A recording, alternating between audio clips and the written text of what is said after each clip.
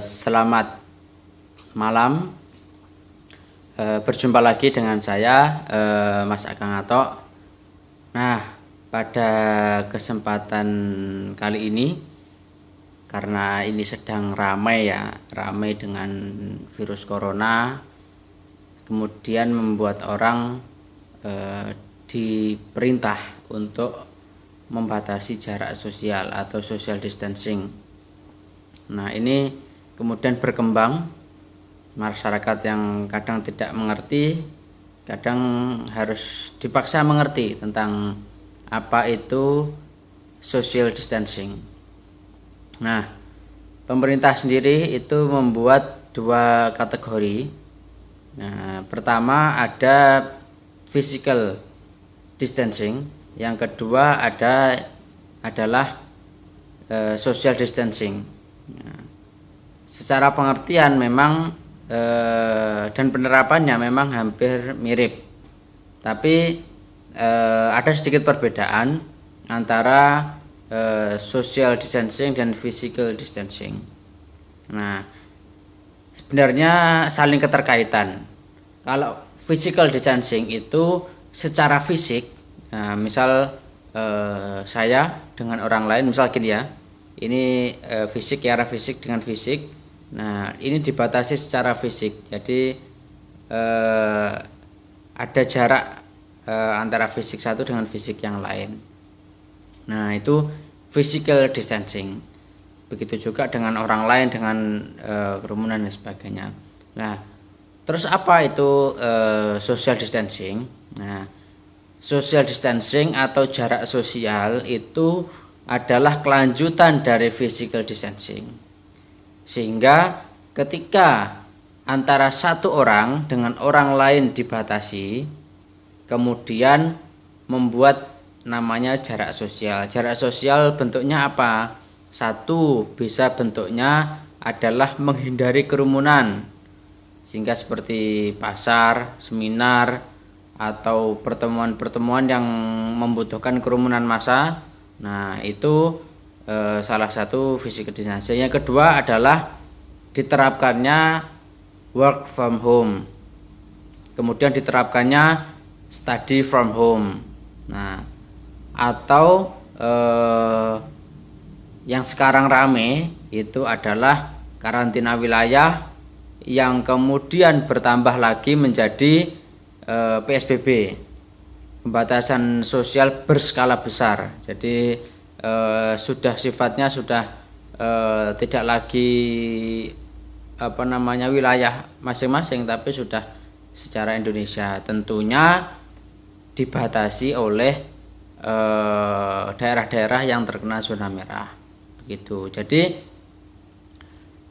social distancing adalah, saya ulangi, kelanjutan atau akibat diterapkannya physical distancing. Sehingga dari situ orang dipaksa, karena virus ini menyebar dari satu orang ke orang lain yang keberadaannya tentu tidak diketahui, bisa jadi nempel di tubuh, bisa jadi karena orang sakit dan sebagainya.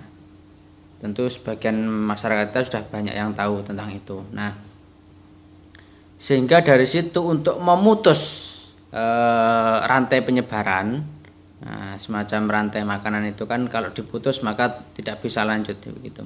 Jadi upaya pemaksaan itu adalah untuk memutus rantai penyebaran, sehingga diperlukannya kebijakan namanya social distancing, pembatasan jarak sosial, sehingga orang harus tetap di rumah, belajar dari rumah, menghindari kerumunan, menghindari masa pertemuan dan sebagainya. Sehingga dari situ bagaimana orang kemudian sebenarnya kalau secara fisik saya sebenarnya berpisah. Cuman karena orang tidak bisa dipisahkan dari kehidupan sosial, maka bentuk sosialnya adalah sosial jarak jauh. Seperti yang sudah kita alami beberapa tahun terakhir, dengan adanya smartphone, dengan adanya internet dan sebagainya itu sebenarnya sudah ditandai adanya social distancing. Salah satunya apa? Contoh, kita yang misalnya berada di kota dengan keluarga kita yang ada di desa, kita komunikasi lewat HP, video call dan sebagainya, lewat SMS, WA, Facebook, Twitter, Instagram dan sebagainya. Itu sebenarnya sudah membuat jarak. Nah, sekarang diterapkan itu dalam segi-segi berhubungan atau komunikasi, sehingga orang bisa melakukan komunikasi dengan siapapun karena sudah ada fasilitas ya, sudah ada fasilitas HP, sudah ada fasilitas laptop, internet dan sebagainya, sehingga orang sebenarnya sudah lebih mudah. Tentu juga terkadang kita sendiri jarak kita sebenarnya kadang dekat, tapi kadang jarak kita terpaut jauh karena ketika ketemu ternyata yang kita ajak ngobrol, kita ajak bicara ternyata bukan teman dekat kita yang ada di depan kita, tapi orang yang ada di jauh sana, yang ada di HP itu. Nah, itu salah satunya adanya social distancing. Nah, kalau kamu dengan dia, itu apa namanya? LDR. Nah, sehingga satu fisiknya terpaut jauh, sosialnya juga terpaut jauh. Nah, kembali lagi. Nah, terus kemudian apa dampaknya? Dengan ini kan mendekati bulan puasa dan mendekati Syawal, maka salah satunya ditandai adanya mudik lebaran. Nah, di Indonesia mudik lebaran itu menjadi ritual yang tidak bisa dipisahkan dari masyarakat Indonesia, sehingga ritual mudik ini menjadi suatu keharusan bagi mereka yang merantau di kota untuk lagi kembali sowan sungkem kepada orang tuanya yang ada di desa misal gitu.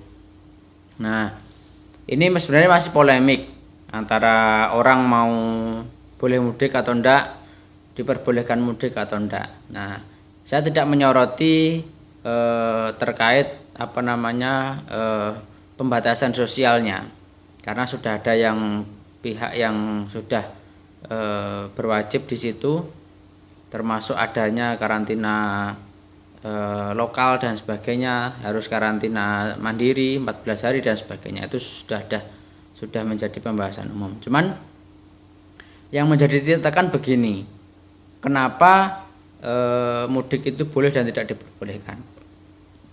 Satu, tentu urusannya adalah roda perekonomian.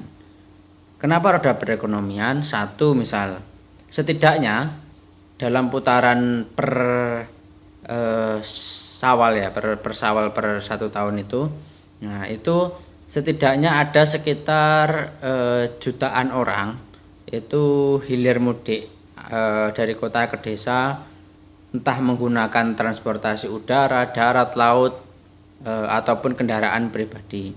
Nah, tentu jumlah ini jumlah yang cukup fantastik untuk kalau kita melihat dari penyebaran, karena sekarang saja jumlahnya sudah lumayan banyak, apalagi dengan bercampur baurnya antara kita sendiri juga belum bisa diketahui kan